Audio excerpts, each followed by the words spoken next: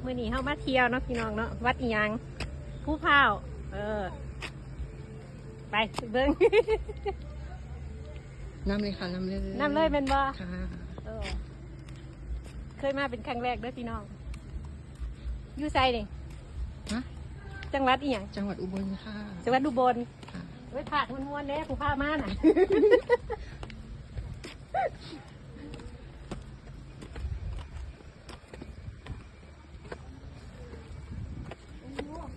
วัดเด็กๆตอนกลางคืนมันสิได้เห็นบ่ล่ะ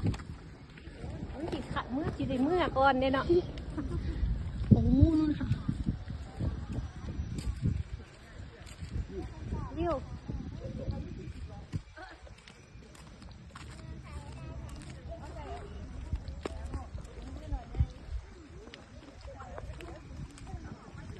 เอาบาด ค่ะ เขาได้ว่าฉันใส่จังสิ ได้ค่ะได้ ได้เนาะ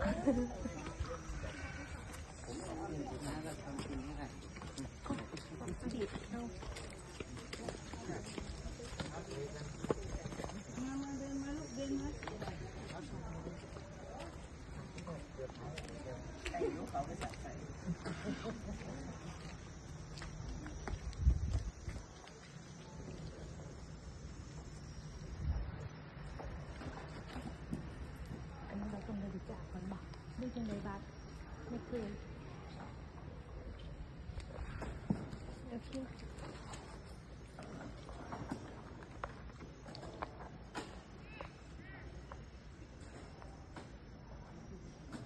อันนี้